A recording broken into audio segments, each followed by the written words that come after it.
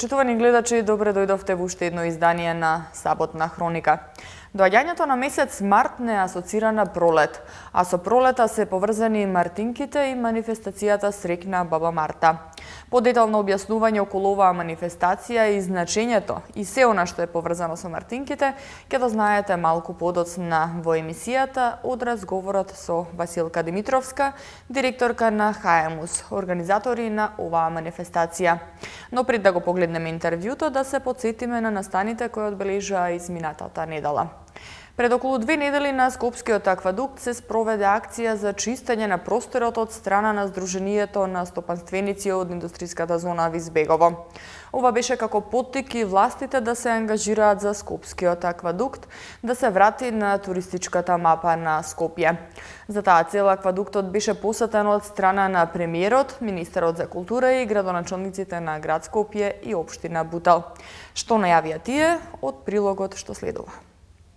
Конечно, Скопскиот аквадукт ќе биде реставриран и ќе има повеќе придружни, рекреативни и културни содржини. Први за конзервација ќе бидат најзагрозените делови од аквадуктот, а понатамошната реставрација ќе се одвива во неколку фази. Во посета на аквадуктот беше премиерот Зоран Заев, заедно со министерот за култура Роберт Алагјозовски и градоначалниците на град Скопје и општина Бутел.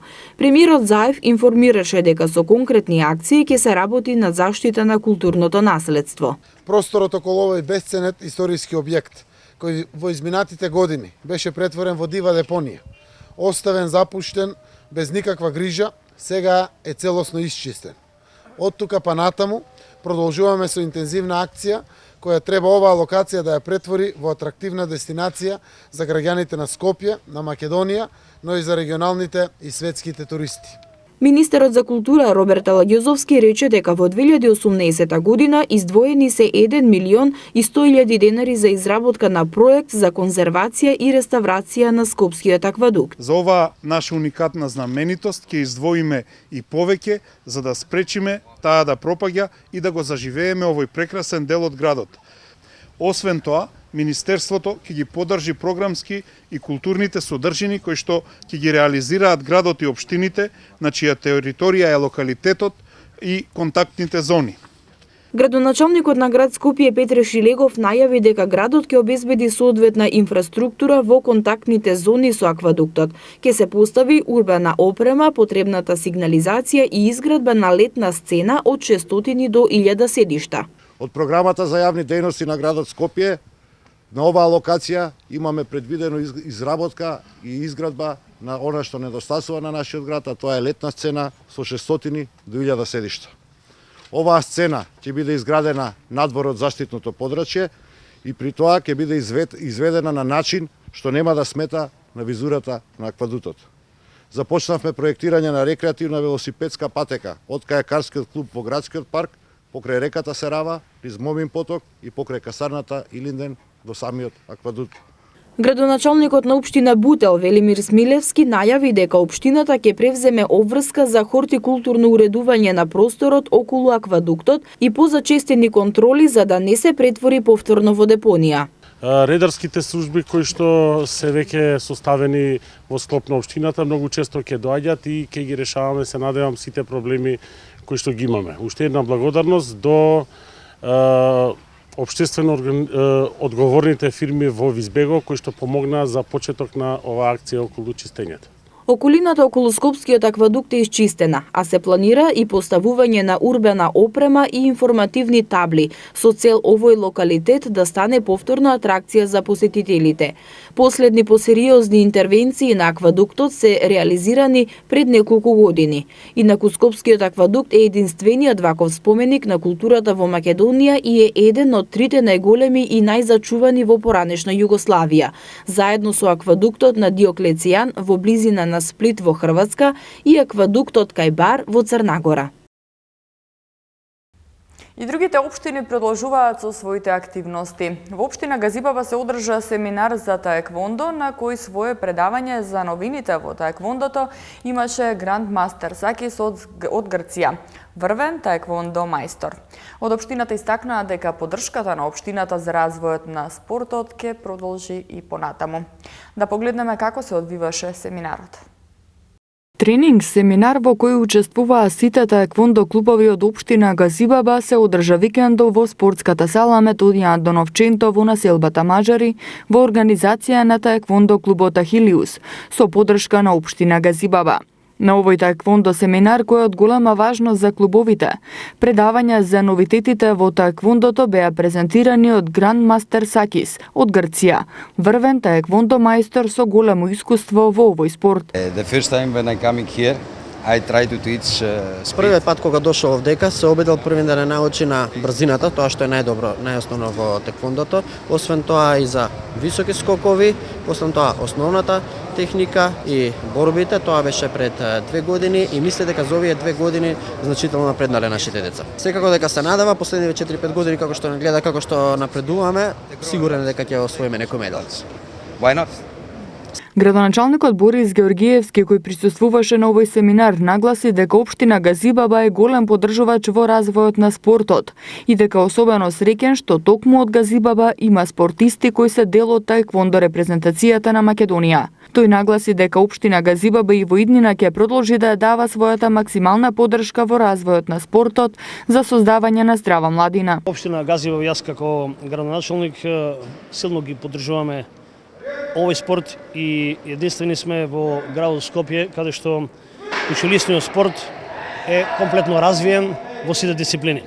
Даваме поддршка на младите спортисти, обезбедувајќи спортски стипендии, обезбедувајќи финансиска поддршка на спортските клубови и за спортистите во индивидуалните спортови. Токму во таа насока, како општина, ова година во буџетот планираме обнова на повеќе спортски игралишта, како изградба на нови. Во буџетот за 2018 година планираме комплетно да изградиме нов спортско-рекреативен центар во Црешево. Се во насока на активна поддршка за развојот на спортот, создавајќи здрава генерација млади кои во иднина ќе бидат наши спортски представници. Тренерите на клубовите од општина Газибаба, Тигри, Ахилиус и Феникс велат дека пред се сакаат да ги тргнат децата од улица и правилно да ги насочат. Тие веруваат во нив и на бројни надпревари во и надвор од Македонија постигнуваат одлични резултати. Семинарот во Газибаба за клубовите овдека е од огромна важност затоа што теквондото како и сите спортови е подложен на промени и на нови правила. Правилата што ги воведуваат директно од главниот штаб Headquarters Кукивон во Кореја. Грандмастер Сакис е член на тој клуб и сите нови промени и иновации кои што се ги дознаваат првин они и Грандмастер Сакис е одговорен за Балканот тие промени да ги воведе тука на Балканот и веднаш од старт, веќе од самиот почеток да почнеме да вежбаме со тие и со новите правила полесно да бидеме прилагодливи, за можеме нормално да конкурираме на останатите земји. И се надевам дека еден ден и од ова општина овдека ќе излезе и олимпиец и ќе направиме врвни резултати. Ако не друго, барем ги тргаме децата од улица, што се секој ден, секој поручек се во спортската сала и таа нивна желба ние растиме и секако нивната мотивација и наша дополнителна мотивација да вродиме со повеќе плути, со повеќе успех. Мојата метода на работа е што помалце деца на улица, повеќе на тренинг, пред се да се дружат децата во клубот, да имаме да речеме да функционираме како едно семејство. Сите меѓународни надпревари кои што одиме забележуваме значајни резултати, секогаш имаме 1 до 2 златен медал, бидејќи одиме со помал број околу 5-6 надпреварувачи, секогаш се враќаме со златни медали. За во светски рамки, ни треба многу повеќе работа, ни требаат многу повеќе вакви семинари и многу повеќе вложување во спортот. Општина Газибаба беше фокусирана на спортот, а пак во општина Карпош во насока на негување на споменот и сеќавањето на Кузман Јосифовски Питу, со литературни читања од ученици и положување цвеќе беа одбележани 74 години од смртта на Кузман Јосифовски Питу. Следува прилогот од овој настан во општина Карпош. Општина Карпош и Сојузот на борците на Македонија одбележаа 74 години од смртта на народниот херој, еден од главните организатори на антифашистичкото движење, Кузман Јосифовски Питу, во присуство на членови на фамилијата на Кузман Јосифовски Питу, борци од народно-ослободителната борба, советници, граѓани и организации. Се одржа пригодна програма пред спомен обележјето во населба Козле. Градоначалникот на општина Карпош Стефан Богоев ја истакна важноста на улогата на Кузман Јосифовски во антифашистичкиот период и неговиот придонес во народно-ослободителната борба. Наша обврска е да го негуваме споменот за еден од главните организатори на антифашистичкото движење и на народно-ослободителната борба на Македонија. Како упорен борец за создавање на македонска држава, Кузман Јосифовски Питу е длабоко вмрежан во светлата страна на македонската историја. Придобивките од НОБ се големи, истите треба да ги вреднуваме и да ги пренесуваме на новите и идните генерации. Борбата за независна и слободна Македонија од секогаш представувала врвна вредност за сите нас. Но вие, борците од народно-ослободителната борба, успеавте да ја добиете клучната битка и да ни овозможите слободна и самостојна татковина. Денеска, наша обврска е да продолжиме по вашиот пат. Ако во минатот слободата представувала врвен и достижен идеал, овие денови врвна вредност е да се избориме за подобар живот на сите граѓани, да работиме на економски напредок, на заедница која е отворена за сите и ги вклучува различностите. Богоев се усврна и на фактот дека постои вистинска потреба од драстично подобрување на односот кон Сојузот на борци на Македонија. Како градоначалник на општина Карпош, давам збор овде пред вас, дека кон вас и вашето здружение ќе се однесуваме со пиетет и должна почит во предстојниот период, водејќи сметка за долготрајното негување на споменот од НОБ и чествување на важните моменти од нашето минато. Своје обраќање имаше и професор доктор Трајко Стаматовски, председател на градскиот одбор на Сојузот на борци на Македонија. Стаматовски говореше за раниот живот на Кузман, истакнувајќи дека тој бил најсветла звезда на македонското револуционерно небо. Присутните имаа можност да слушнат за студентските динови на Питу, кој бил голем интелектуалец, а жарот за слобода и неговата предаденост на идејата за подобар живот на македонскиот народ ја покажувал и низ факултетските аули. На ова место пред 74 години згасна животот на народниот херој Кузман Јосифовски Питу. Ќе кажам уште на почетокот. Кузман Јосифовски Питу е една од најсветлите звезди на македонското револуционерно небо, една од најзначајните фигури на македонското народно-ослободително движење. Кузман Јосифовски уште од мали денови добива и политичко образование. Основното политичко образование го добива од баба му Зака, која уште подсвежи сеќавања од Илинденското востание, му зборува за настани и личности од Илинденското востание. А ве молам да имате предвид дека Кузман Јосифовски е роден 915 година. Тоа значи дека само 13 години по Илинденското востание, кога спомените од Илинден се уште живи и баба му ги пренесува нему и го напојува со идеите на македонското револуционерно движење. Во насока на негување на споменот и сеќавање на Кузман Јосифовски се одржаа литературни читања од ученици од основното училиште Владо Тасевски од Карпош. Главен мотив беше делото и мисијата на Кузман, како и борците кои биле дел од народно-ослободителната борба. Сиромаштијата и насилството врз децата е глобален проблем. И токму за таа цел беше организирана дводневна меѓународна конференција од страна на првата детска амбасада во светот, Медјаши, чија цел беше размена на искуства и креирање и предлагање решенија за справување со глобалниот проблем. Решенијата за овој проблем, кои ги потенцираа на конференцијата, ги гледаме во приложение. Детската сиромаштија и насилството врз децата е глобален проблем присутен во сите земји. Затоа е потребно фокусирање на овие проблеми и заедничка борба за нивно надменување. Ова беше истакнато на денешната меѓународна конференција на тема Крај на детската сиромаштија и насилството врз децата во организација на првата детска амбасада во светот Медјаши. Оваа конференција е организирана со цел да се мобилизира граѓанството, верските заедници, државните институции, граѓанскиот сектор и меѓународните организации да помогнат во справување со сиромаштијата и со насилството врз децата.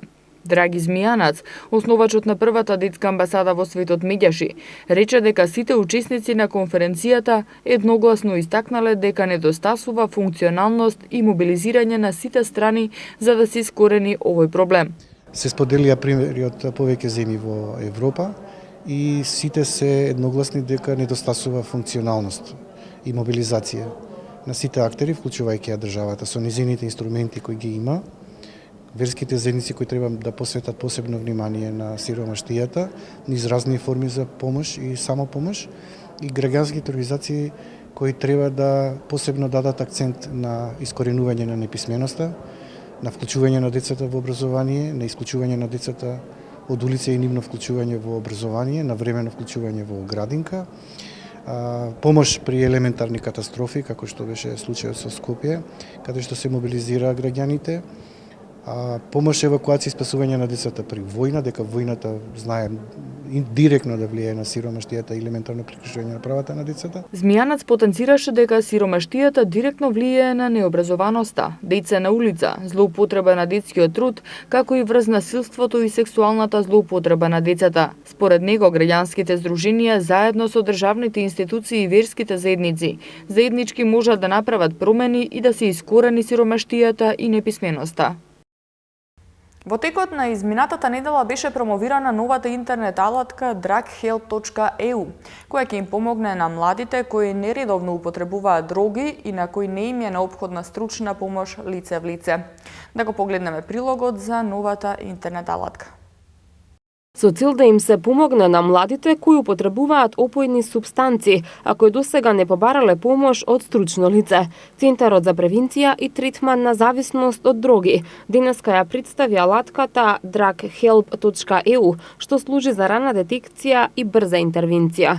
Постојаниот дописник на Помпиду групата при Советот на Европа од Македонија, доктор Лилјана Игњатова, вели дека алатката им овозможува на корисниците на дроги безбедно да го направат првиот чекор во постапката за откажување од овој лош порок. Именно дополнителна мотивација ќе им биде и тоа што ќе бидат потполно ослободени од секаква стигма, бидејќи нивните лични податоци се заштитени. Направивме пресек на оние лица кои ја посетиле алатката и добивме резултати кои ја оправдуваат нашата работа и цел, односно видовме дека оваа страница ја посетуваат 43% од женски пол, за разлика од она што го имаме во програмата, само 15% жени во програмата за третман на опијатни зависници. Значи, ова група е сосема различна од групата која имаме опфатено во третман. Нивната возраст е многу помала на овие што се тестираат на онлайн алатката, за разлика од ние кои ги имаме во третманските програми. Поголема е вработеноста кај нив, повеќе се студенти кај нив. Досега не биле во третман 50% и тоа е целта, да ги опфатиме оние лица за кои овие програми кои се развиени во земјата не се атрактивни, односно не се јавуваат во овие третмани. И јасно е зашто, затоа што при онлайн интервенција приватноста е заштитена и нема ни стигма, ни дискриминација, нема регистрација, анонимно и доверливо. Досегашните резултати од користењето на оваа алатка покажале дека најголем број од зависниците користат канабис и спаѓаат во групата на лесни корисници. Стручните лица предноста на алатката ја гледаат во резултатите од тестирањето и сугестии за понатамошна помош на зависниците, која доколку има потреба ќе опфати и лице во лице третман. Резултатите покажуваат дека се без ризик 16%, а штетна употреба, што не значи зависност, се 70%, само мал процент од 14% има лица кај кои најверојатно станува збор за зависност. Значи, ова е резултатот кој секој лице кој ќе ја посети алатката на крај го добива како вкупен скор, а према скорот, односно резултатот кој што го добива автоматски, интернетот дава препорака. Тоа е уствари рана интервенција. Алаткава е за рана детекција и рана интервенција. Но му вели да речеме кај тебе нема ризик, одлично е продолжи вака, или пак му вели веројатно тебе ти треба помош од стручно лице или посети советувалиште, му дава информации каде има анонимно советување. Алатката за drughelp.eu е изработена со поддршка на Помпиду групата при Советот на Европа, а во неа учествуваат повеќе земји, односно Македонија, Србија, Грција, Хрватска, Босна и Херцеговина, Црна Гора и Романија.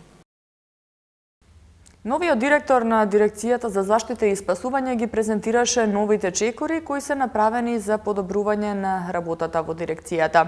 Дел од преземените чекори се реактивацијата на 64 тимови за брз одговор, сервисирање на авионите за гаснење пожари, како и набавката на дрон кој ќе превенира од проширување на пожарите.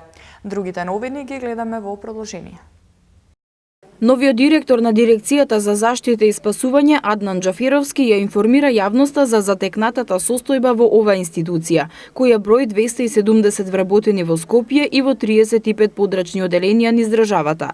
Како што информира Џаферовски, дирекцијата досега не успеала целосно да го воспостави системот за заштита и спасување, најмногу како што вели тој, заради несоодветно водената кадровска политика. Персоналниот и материјалниот состав на силите за заштита и спасување, како нивниот постојан, така и нивниот резервен состав е застарен. Со неговото доаѓање на чело на дирекцијата ги реактивирал 64 тимови за брз одговор, кои во моментов, како што рече, се на тренажа, а претходно постоеле само на хартија. Џаферовски информираше и во однос на капиталните инвестиции. Во последните 9 години инвестирани се 0 денари, освен 3 специјализирани авиони за гасење на пожар, кои се набавени во 2009 година. И покрај овој факт, со неговото доаѓање на оваа функција, се изјасни и за финансискиот долг од 70 милиони денари. Исто така, Џаферовски информира и за опремата што на дирекцијата и била донирана од страна на меѓународни донатори, била несоодветно чувана и употребувана. На меѓународен план одбележани биле многу малку активности. Минимално е учеството во меѓународни проекти, а речиси воопшто не се искористени европските фондови, наменети за јакнење на капацитетите на цивилната заштита. Откако Џаферовски е начело на ова институција, за прв пат навреме и законски извршил сервисирање на авионите што се подготвени за гасење на пожари за следната година. Набавиле и дрон што ќе превенира од пожарите, односно ќе се интервенира веднаш онаму каде што има мал пожар, за да не се прошири. Оваа инвестиција според Џаферовски е многу исплатлива, наместо да се прават превентивни летови со авионите што трошат по 2-3 евра од лет. Во натамошниот период, новиот директор на Дирекцијата за заштита и спасување додаде дека ќе работи на подобрување на функционалностите на оваа институција. А сега е време да го погледнеме интервјуто со Василка Димитровска, директорка на ХМУС, која детално ни објаснува за мартинките и за манифестацијата Срекна Баба Марта. Но пред интервјуто да го погледнеме и прилогот со кој тие ја најавија оваа манифестација. Културните обичаи поврзани со прославувањето на 1 март, мартинки, станаа дел од светското нематеријално културно наследство и се впишаа во репрезентативната листа на УНЕСКО. Со цел да се промовира нематеријалното културно наследство, ХМУС во 2013 година го стартуваше Денот на Баба Марта, проект за заедничките културни традиции на Балканот, кој прерасна во традиционална манифестација која што по 5-ти пат ќе се одржи во Скопје. Оваа година традиционалната манифестација под мотото Среќна баба Марта 2018 подарете на најблиските Мартинка за среќа, љубов и здравје ќе се случува од 26 февруари до 4 март од 10 до 18 часот во трговскиот центар Рамстор. На оваа традиционална манифестација која ние ја нарекуваме Среќна баба Марта, како што и си честитаме кога си поклонуваме Мартинки, ќе се одржува од понеделник 26 февруари до 4 март. Секоја година горе-доле ова изложба има неколку компоненти. Значи на различни дрвца ќе бидат изложени традиционални мартинки од Македонија, Романија и од Бугарија, кои ни се поклон од наши партнери што сме ги имале од тие држави. Потоа ќе има едукативни панели на македонски и на англиски јазик, ќе има детско креативно катче и еден мал продажен штанд со ракотворби, каде што оние што сакаат ќе можат да си купат мартинки. Директорката на издаваштвото во Арсламина Бранка Бугариска наведе дека по повод празнувањето на Среќна баба Марта 2018 во соработка со Хаемус е изработена тројазична книга на македонски, англиски и албански јазик за мартинките, што е адаптирана за деца од предучилишна возраст. И ова издание се вклопува во овие активности кои што се планирани и поврзани со празнувањето на баба Марта и мартинките. Во претходни разговори заедничка соработка дојдовме до идејата дека навистина е потребно да и на најмладите генерации да им ги представиме што точно значат мартинките. Многу од нив веќе знаат, тие веќе самите изработуваат, уживаат во сето тоа, меѓутоа убаво беше да им представиме што тоа значи, кое е традиционалното наследство. Исто така да им дадеме дури и некакви идеи како самите да се ги изработат. Исто од особена важност беше да токму ова издание оди на 3 јазика за да може да стане што подостапно на што повеќе јазици и што повеќе деца. Изработката и поклонувањето мартинки на најблиските е традиција која во Република Македонија и на овој ден карактеристични црвени и бели мартинки се разменуваат или се подаруваат на најблиските и се носат закачени на облеката или врзани од зглобот на раката. Постојат различни обичаи при традиционалното подарување на една мартинка. Генерално таа секогаш е со конци од црвена и бела боја, меѓусебно испреплетени или исплетени, од кои црвената ја символизира бојата на крвта, а белата на чистотата.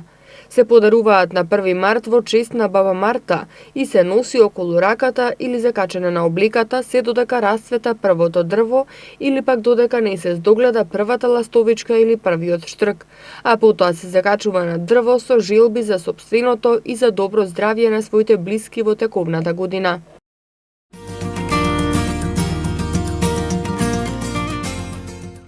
По долгата и студена зима со нетрпение ја очекуваме пролета која доаѓа во месец март. Мартинките се еден символ карактеристичен за пролета и за месец март, како и манифестацијата Среќна баба Марта, која што годинава се одржува по 5-ти пат во трговскиот центар Рамстор. Токму за манифестацијата и за мартинките ќе зборуваме со господја Василка Димитровска, директорка на Хаемус, кои што се всушност и организатори на оваа манифестација. Василка, ќе може ли најнапред да ни кажете што представува оваа манифестација и која е нејзината цел? Добре дојдовте на манифестацијата Среќна баба Марта 2018-та. Се наоѓаме во трговскиот центар Рамстор Мол во центарот на Скопје. Да ви одговорам на вашето прашање, значи ова е манифестација која што традиционално се прави веќе по 5-ти пат на различни места, веќе по втор пат.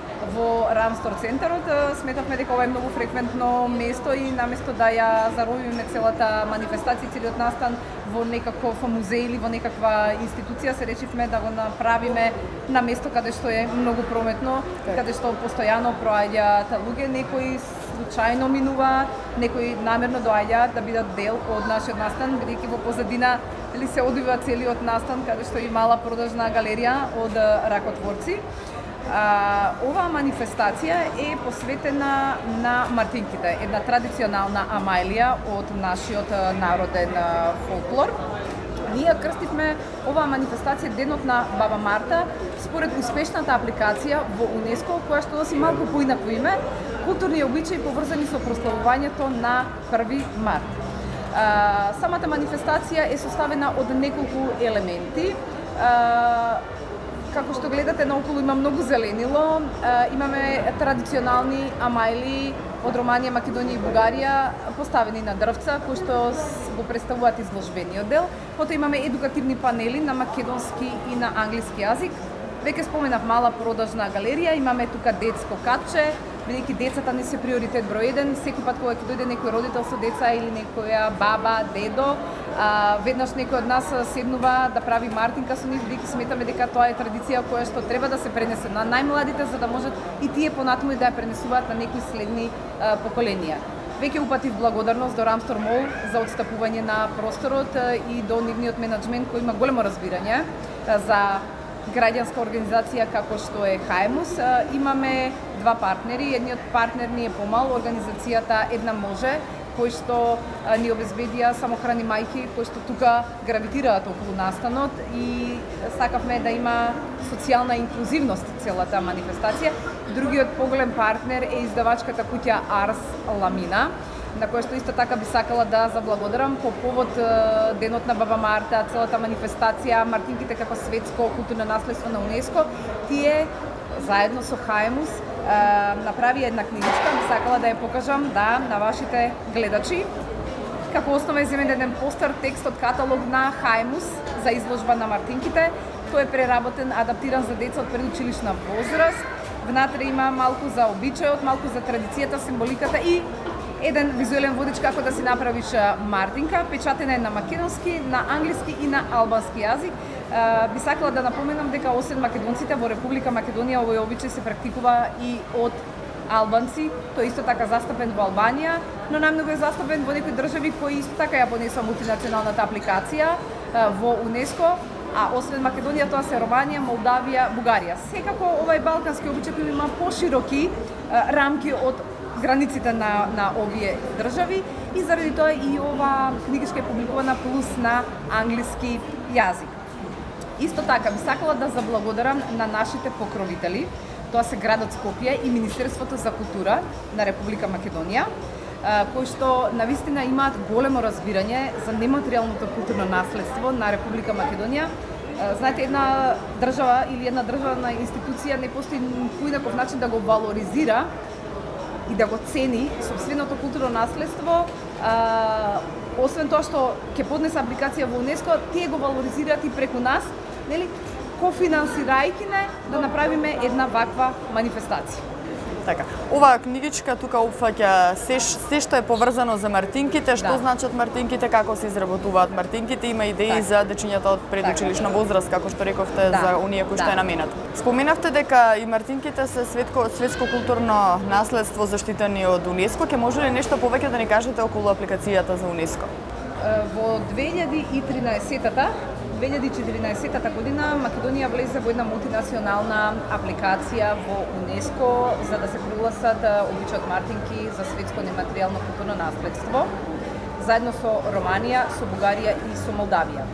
И после скоро 4 или 5 години работа на многу поединци, на многу државни институции, луѓе кои што се вклучени во Институтот за фолклор Марко Цепанков, Правата за заштита на културно наследство на Република Македонија, Министерството за култура на Република Македонија, ние како граѓанска организација и многу други луѓе вклучени во целиот овој правен процес кој што се одвиваше во УНЕСКО. Тој успешно заврши на 7 декември 2017 година, кога мартинките се прогласија за светско нематеријално културно наследство на човештвото и со самото тоа тие се валоризира и добија на едно значење многу пошироко од балконот каде што се практикува овој обичај. Зошто е ова многу важно? Ова е многу важно поради тоа што ние треба да си ја почитуваме сопствената традиција. Важно е исто така поради тоа што државата поддржувајќи нас и поддржувајќи самата апликација дава на многу големо значење за нематеријалното културно наследство, кое што треба да го оставиме на некои следни генерации. Сметајќи како се одвиваат овие манифестации последните 5 години, јас мислам дека ова е обичај кој што многу долго нема да одумре.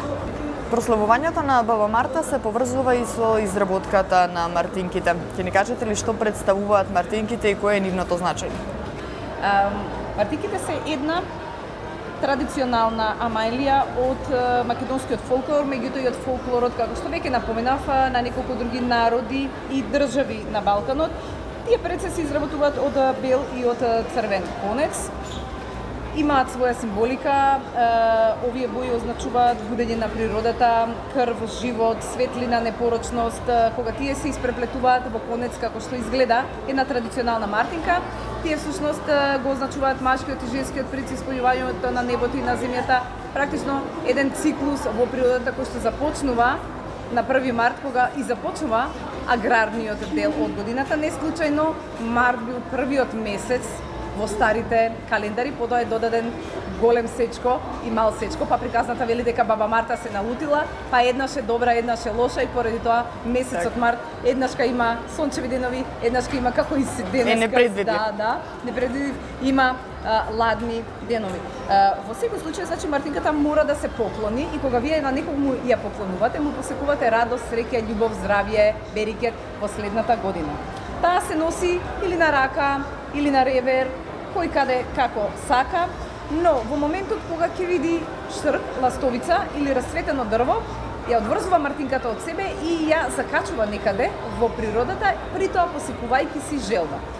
Тука сега веќе има два момента. Едниот е дека се затвара тој циклус во природата, кој веќе го напоменавме, а вториот е позитивниот момент на посекување желба. Еднашка кога некој ќе му ја поклони, втор пат кога тој што ја носи ќе заврзе некаде во природата. Во секој случај, особено ми е драго што мартинките се толку ценети и од страна на нашата држава и од страната на УНЕСКО, што луѓето знаат, ги почитуваат и секој пат се трудиме сите наши настани покрај еден продолжен дел да имаат и едукативен, за да може нивното значење да има и една поширока димензија. Така. Споменавте дека мартинките најчесто нели се во црвена и бела боја, ги кажавте што значат боите, дали може да се сретнат мартинки во други бои? Може да се сретнат мартинки во повеќе бои. Она што е многу важно е кончето. Знаете, во минатото тие се правеле од конец или евентуално од волна две бели кончиња ќе се испреплетеле, мајката, бабата ги ставале на рачињата, на реверите на дечињата. Денеска во некои држави како Романија и во Бугарија имате фабрики за мартинки, воопшто не ги ни работат рачно, бидејќи во тие држави, да кажеме, носењето и подарувањето, целата традиција околу мартинките е на ниво на национална религија, додека кај нас се уште е едно живо наследство кое што се практикува не толку многу на широко и ние се трудиме да го популаризираме. Може да се додадат секакви бои, дури во Македонија понекогаш може да има црна, модра, темнозелена боја. Важно е кончето, бидејќи новите генерации мора да ги следат и новите традиции, така да и новите мартинки не се заробени во традицијата, туку имаат некакви нови модни елементи кои што се во согласност со стиловите денеска. Споменавте дека мартинките мора да се подарат на некого. Зошто се подарува мартинката? Како што веќе споменав, мартинките се подаруваат на луѓето кои што ги сакате, кои што ви се драги, на кои што им посакувате радост, среќа, надеж, љубов, здравје во следната година. Не постои некој посебен чин во однос на поклонувањето. Редот е тие да се поклонат на 1 март. И сега, ако годината е светла, топла, родна, може да се случи како други години на 4-5 март веќе природата да расцвета, па тие да се посакат живот и да ја закачат мартинката некаде во природата на некое расцветено дрво. Но она кое што сакам да го споменам во врска со традицијата е дека најмногу внимание треба да се обрне на најмладите генерации и целиот наш фокус и на овој настан е насочен особено кон децата од предшколска возраст. Ние секогаш се радуваме кога ќе дојде некој дете кога ќе може само да си направи мартинка и после тоа да ја поклони. Да се вратам повторно на вашето генерално прашање, нема кога како се поклонува мартинка, постојат неколку варијанти. Ние имаме уште еден празник на 14 март кој се нарекува Летник стар, традиционален македонски празник, каде што во некои делови од Македонија тогаш се поклонува мартинката, но месец март, како што доаѓа името Мартинка, потекнува од таму и тој е целиот месец посветен на мартинките, така да многу е важен чинот, многу важна традицијата да се задржи. Секако обликот мора малку да се видоизмени, бидејќи зборуваме за живо наследство. Што ме живо се менува. Но сепак да задржиме некакви традиционални рамки. Така. Како се носи мартинката? Дали има некое одредено правило? Дали постои некое правило? Не постои некое правило како се носи мартинката. Еве ние ги носиме закачени, може на блуза, на ревер, некои ги носат на капа, некои ги носат на рака, некои ги ставаат во кола како мајли да им висат. Не постои некој посебно правило како се носи мартинката. Значи најважниот момент е моментот на љубов со кој што вие ја поклонувате, и тоа е една многу позитивна работа во целиот овој чин околу обичајот мартинка, а потоа нели со истата таа љубов тој што ќе си ја добие, после ќе си ја закачи во природата, ќе си посака желба. Така. За крај повторно да се вратиме на манифестацијата Среќна баба Марта. Дали има посетеност оваа манифестација? Колкава е посетеност? Па секоја година оваа манифестација е се посетена и попосетена. Ние знаеме по ние картички кои што ги печатиме и кои што ги ставаме во кисичките со мартинките за луѓето кои што сакаат да си набават од оваа традиционална мајлија. Ние оваа година испечативме 1000, ни беа малку, вчера допечативме уште 1000, тоа значи дека од блика до вечер ќе посетат некаде околу 2000 луѓе. Сега овој период кога ние го снимаме овој прилог кога има најмалку фреквенција, но вообичаено значи на нашите манифестации од нашето досегашно искуство проаѓаат некаде помеѓу 8 и помеѓу 10.000 луѓе. Ние сме многу среќни кога во целата оваа бројка успеваме малку да поразговараме со луѓето, да ги слушаме нивните искуства, да ги пренесеме нашите искуства и значи севкупно заедно да ја продолжиме оваа традиција на обичајот мартинки, кој што уште еднаш како кажам со една мултинационална апликација на Македонија, Романија, Бугарија и Молдавија под името Културни обичаи, поврзани со прославувањето на 1 март од декември 2017 година, е светско нематеријално наследство поставено на репрезентативната листа на УНЕСКО. Василка, јас ви благодарам за одвоеното време. Се надевам дека оваа традиција нема да изумре, дека ќе продолжи понатаму од година во година да се реализира. Ви благодарам и јас на вас. Гледате дека постојано нешто се случува. Така да, ви добре дојдени сте во секое време и ви посакувам среќна баба Марта. Благодарам.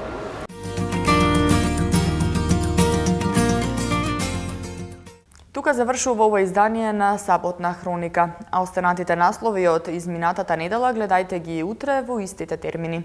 Ви благодариме на вниманието. Пријатно.